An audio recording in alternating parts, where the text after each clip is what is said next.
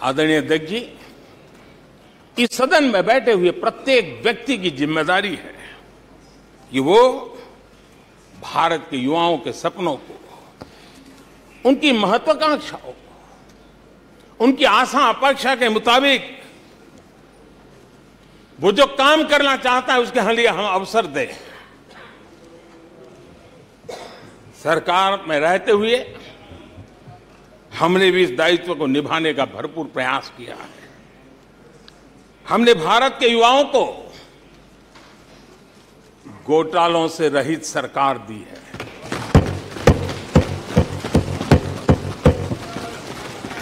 हमने भारत के युवाओं को, आज के हमारे प्रोफेशनल्स को खुले आसमान में उड़ने के लिए हौसला दिया है, अवसर दिया है। हमने दुनिया में भारत की बिगड़ी हुई साख, उसको भी संभाला है और उसे फिर एक बार नई ऊंचाइयों पर ले गए हैं। अभी भी कुछ लोग कोशिश कर रहे हैं कि दुनिया में हमारी साख को दाग लग जाए, लेकिन दुनिया अब देश को जान चुकी है। दुनिया के भविष्य में भारत किस प्रकार से योगदान दे सकता है, ये विश्व का विश्वास बढ़ता चला जा रहा है। और इस दौरान हमारे विपक्ष के साथियों ने क्या किया? जब इतनी सानुकूल वातावरण, चारों तरफ संभावनाएं ही संभावनाएं, इन्होंने अविश्वास के प्रस्ताव की आड़ में जनता के आत्मविश्वास को तोड़ने की विफल कोशिश की है।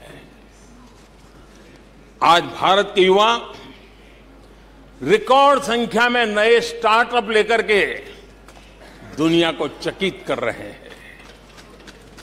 आज भारत में रिकॉर्ड विदेशी निवेश आ रहा है। आज भारत का एक्सपोर्ट नई बुलंदी को छू रहा है। आज भारत की कोई भी अच्छी बात ये सुन नहीं सकते। यही उनकी अवस्था है। आज गरीब के दिल में अपने सपने पूरा करने का भरोसा पैदा हुआ है। आज देश में गरीबी तेजी से घट रही है।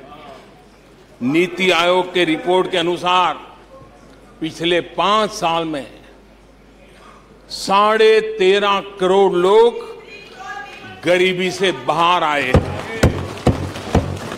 आदरणीय अध्यक्ष जी,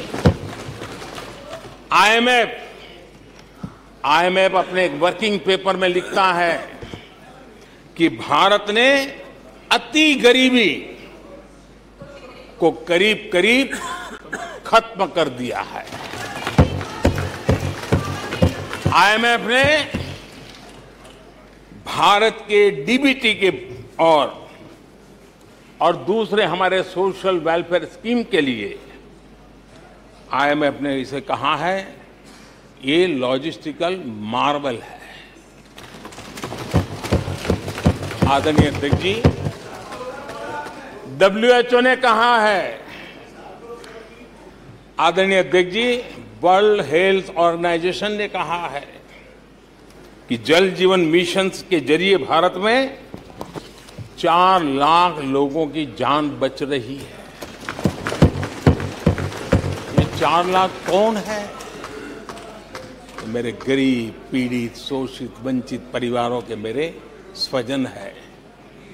हमारे परिवार के निचले तबके में जिंदगी गुजारने के लिए जो मजबूर हुए, उनके जन हैं। ऐसे 4 लाख लोगों की जान बचने की बात WHO कह रहा है। माननीय अध्यक्ष जी, WHO स्वच्छ भारत अभियान का एनालिसिस करके के कहता है कि स्वच्छ भारत अभियान से 3 लाख लोगों को मरने से बचाया गया है।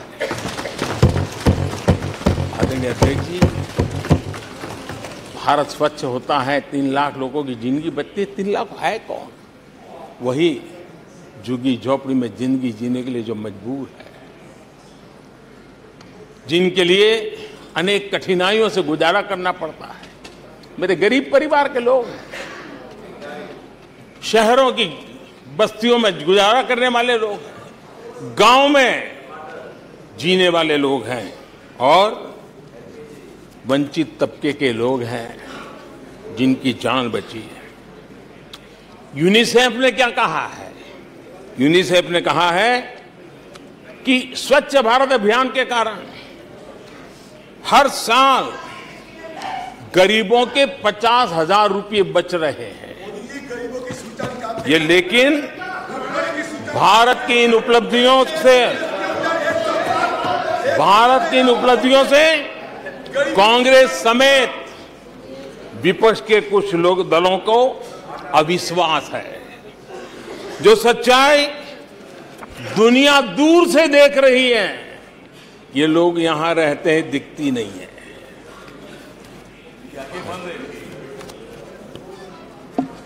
आदरणीय अध्यक्ष जी, अविश्वास और घमंड इनकी रगों में रस बस गया है। वे जनता के विश्वास को कभी देख नहीं पाते हैं। अब ये जो शुतुरमुर्ग अप्रोच है, इसके लिए तो देश क्या कर सकता है? आदरणीय अध्यक्ष जी, जो पुरानी सोच वाले लोग रहते हैं, वो उस सोच से सहमत नहीं, लेकिन वो कहते हैं कि देखो भाई, जब कुछ शुभ होता है, कुछ मंगल होता है, घर में भी कोई अच्छा होता है, बच्चे भी कोई अच्छे कपड़े पहनता है, जरा साफ सुथरा होता है, तो काला टीका लगा देते हैं। आज देश का जो मंगल हो रहा है चारों तरफ, देश की जो चारों तरफ वाहवाही हो रही है, देश का जो जय जयकार हो रहा है, तो मैं आपका धन्यवाद करता हूं कि काले टीके के रूप में, काले कपड़े में निकल के सदन में आकर के आपने इस मंगल को भी सुरक्षित करने का काम किया है। इसके लिए भी मैं आपका धन्यवाद करता हूं।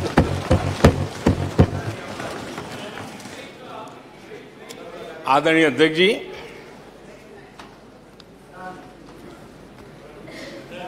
पिछले 3 दिन से भी हमारे विपक्ष के साथियों ने जी भर करके, डिक्शनरी खोल खोल करके जितने अपशब्द मिलते हैं ले आए, जितने अपशब्दों का उपयोग कर सकते हैं भरपूर, पता नहीं कहां कहां से ले आते हैं। लेकिन अच्छा है, थोड़ा मन का गुबार उनका निकल गया होगा, थोड़ा मन हल्का हुआ होगा, इतने अपशब्द बोल दिए हैं तो। और वैसे तो ये लोग मुझे दिन रात कोसते रहते हैं, उनकी ये फितरत है। और उनके लिए तो सबसे प्रिय नारा क्या है? मोदी तेरी कब्र खुदेगी। मोदी तेरी कब्र खुदेगी, मोदी तेरी कब्र खुदेगी, ये इनकी पसंदीदा नारा है। लेकिन मेरे लिए इनकी ये गालियां, ये अपशब्द, ये अलोकतांत्रिक भाषा, मैं उसका भी टॉनिक बना देता हूं।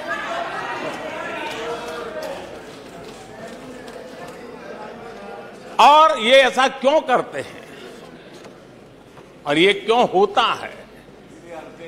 आज मैं सदन में कुछ सीक्रेट बताना चाहता हूं। मेरा पक्का विश्वास हो गया है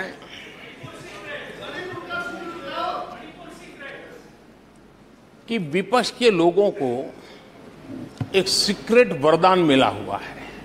हाँ,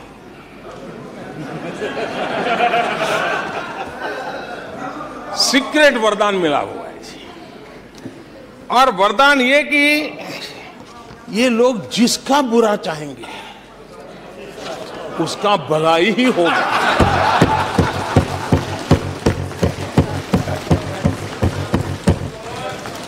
एक उदाहरण तो आप देखिए, मौजूद है। 20 साल हो गए, क्या कुछ नहीं हुआ, क्या कुछ नहीं किया गया, लेकिन भलाई होता गया। तो आपको बड़ा सीक्रेट वरदान है जी। और मैं 3 उदाहरण से ये सीक्रेट वरदान को सिद्ध कर सकता हूं जी। आपको ध्यान होगा कि इन लोगों ने कहा था बैंकिंग सेक्टर के लिए, बैंकिंग सेक्टर डूब जाएगा, बैंकिंग सेक्टर तबाह हो जाएगा, देश खत्म हो जाएगा, देश बर्बाद हो जाएगा, न जाने क्या क्या कहा था। और बड़े बड़े विद्वानों को विदेशों से ले आते थे, उनसे कहलवाते थे, ताकि उनकी बात कोई न माने तो शायद उनकी मान ले।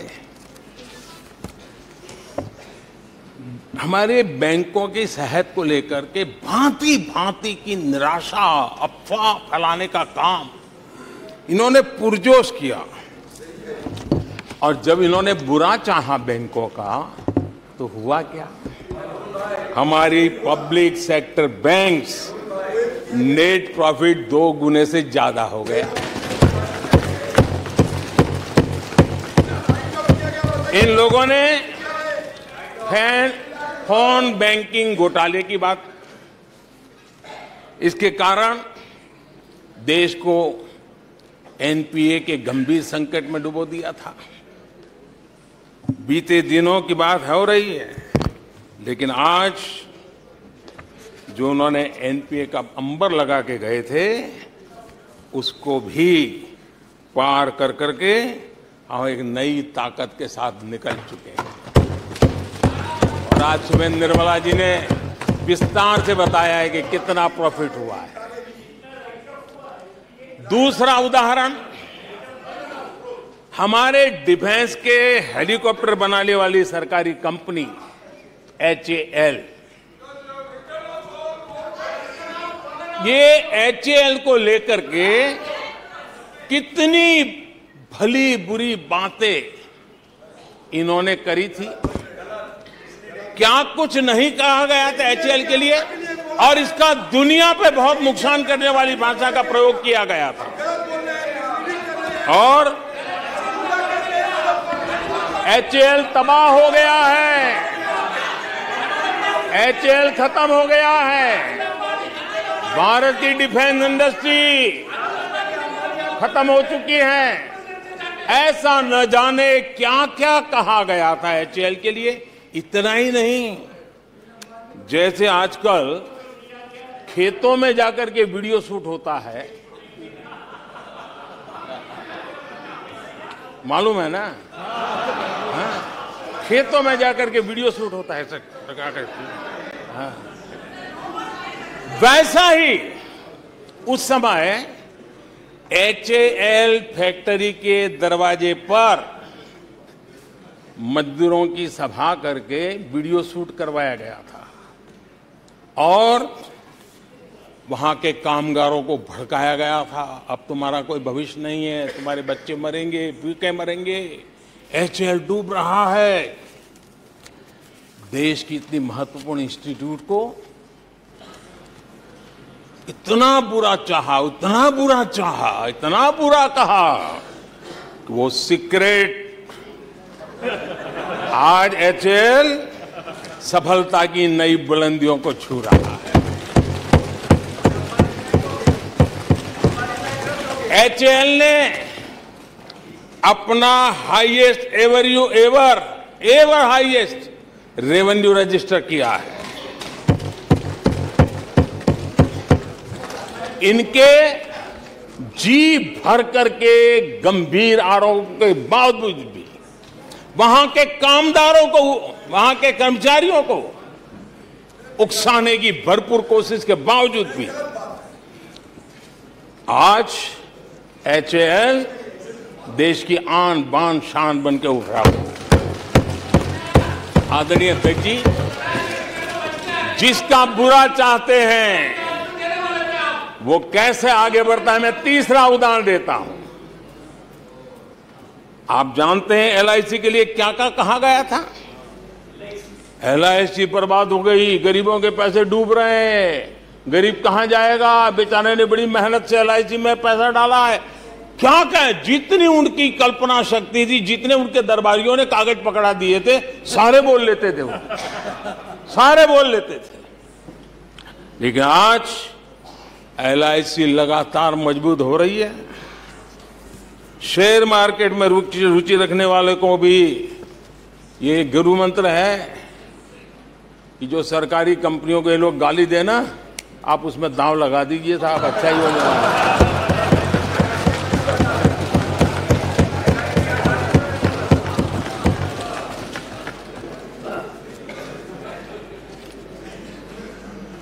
आदरणीय अध्यक्ष जी, ये लोग देश की जिन संस्थाओं की मृत्यु की घोषणा करते हैं, उन संस्थाओं का भाग्य चमक जाता है।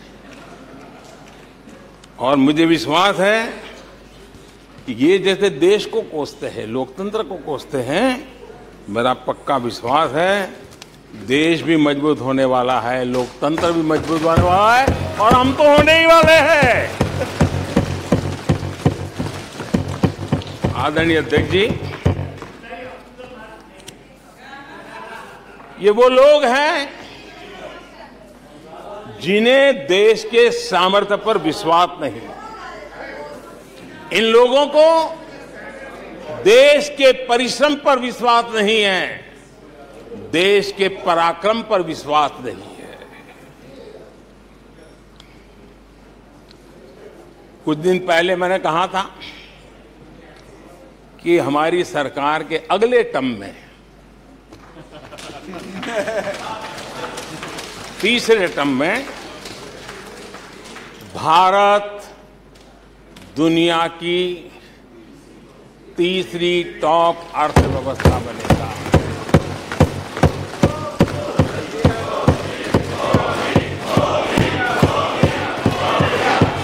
आदरणीय अध्यक्ष जी, आदरणीय अध्यक्ष जी, अब देश के भविष्य पर थोड़ा सा भी भरोसा होता जब हम ये क्लेम करते हैं कि हम आने वाले 5 साल में, नए तीसरे टर्म में, हम देश की इकोनॉमी को तीसरे पर लाएंगे। तो एक जिम्मेवार विपक्ष क्या करता? वो सवाल पूछता, अच्छा भाई बताओ, निर्मला जी बताओ कैसे करने वाले हो, अच्छा मोदी जी बताओ कैसे करने वाले हो, आपका रोड मैप बताओ। ऐसा करते। अब ये भी मुझे सिखाना पड़ रहा है। लेकिन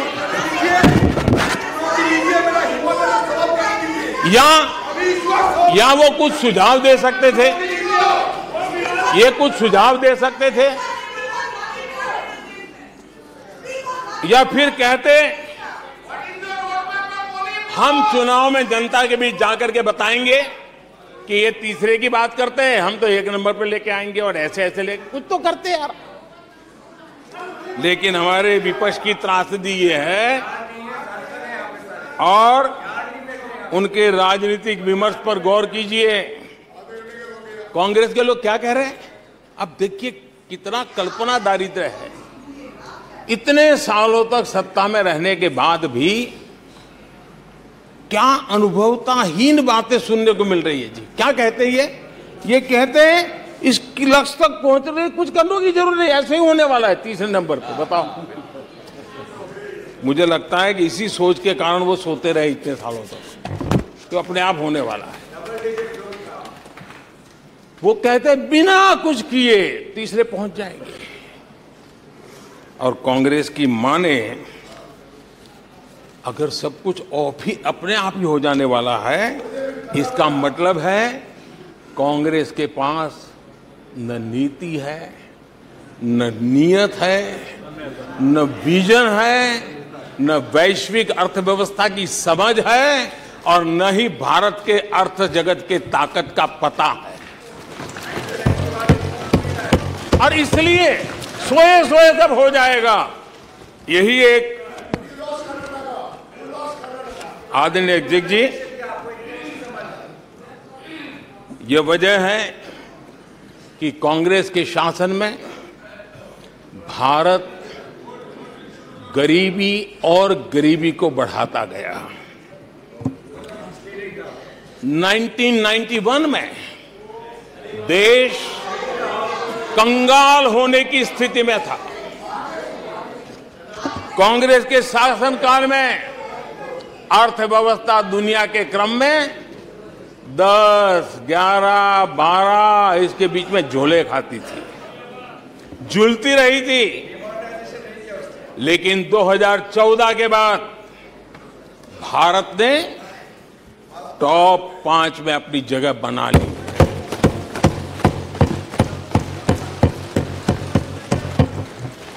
कांग्रेस के लोगों को लगता होगा कि ये कोई जादू से लकड़ी से हुआ है, लेकिन मैं आज सदन को बताना चाहता हूं माननीय अध्यक्ष, रिफॉर्म, परफॉर्म एंड ट्रांसफॉर्म एक निश्चित आयोजन, प्लानिंग और कठोर परिश्रम की पराकाष्ठा,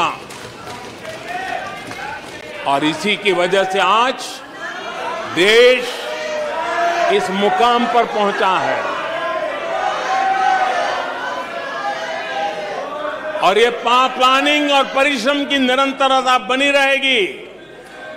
आवश्यकता अनुसार उसमें नए रिफॉर्म होंगे और परफॉर्मेंस के लिए पूरी तरह ताकत को लगाया जाएगा, और परिणाम ये होगी कि हम तीसरे नंबर पर पहुंच के रहेंगे। आदरणीय अध्यक्ष जी, देश का विश्वास मैं शब्दों में भी प्रकट करना चाहता हूं, और देश का विश्वास है कि 2028 में आप जब अविश्वास प्रस्ताव लेके आएंगे, तब ये देश पहले 3 में होगा। ये देश का विश्वास है।